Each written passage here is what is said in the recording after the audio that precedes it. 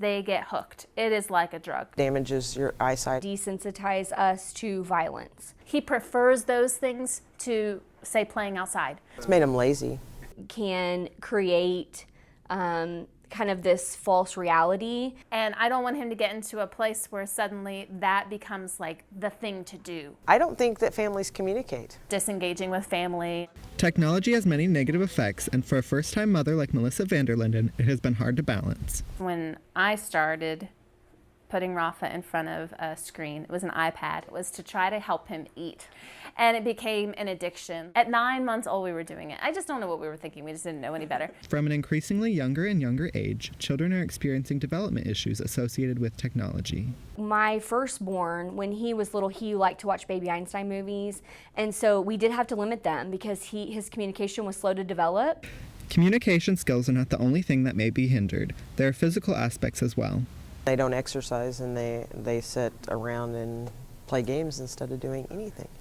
We didn't have that when I was growing up. We rode our bikes all day, all summer. Though there are many adverse effects, benefits of technology are not hard to find, and parents can easily utilize them. You play games that have the alphabet, right? So it teaches you your ABCs, and you trace them, right, with your finger. You remember those games? Mm-hmm. And then there's other ones with flashcards that teach you places.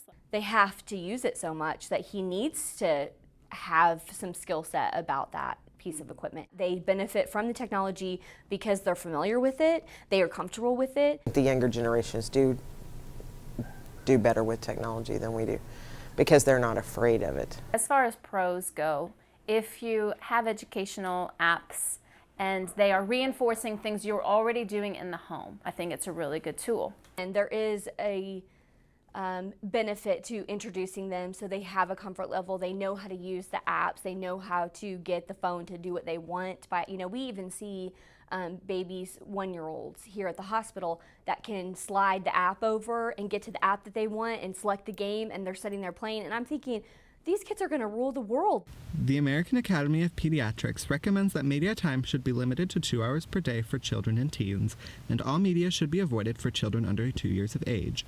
Limiting this, though, can be very difficult. It's really, really hard to limit. Because it's hard for me to limit myself, and I think if you can't set the example, then how are you going to ask your children to limit what they're doing if they're seeing you all the time in front of the TV or in front of your computer? We do try to limit it to 2 hours an evening. And over the weekend, I will say we probably fudge that a little bit. They probably play more like 4 hours a day. And I know that that's not the recommendation, but they just are so inundated with technology at school and at home that that's just their go-to whenever they want to choose an activity. Although technology seems like such a small part of our lives, the statistics can be staggering. By the time that this generation's age 70, they will have watched screens like 7 to 10 years of their life. Instead of wasting 7 to 10 years of our lives, why don't we start making healthier choices by limiting our time with technology? Hold off as long as you can.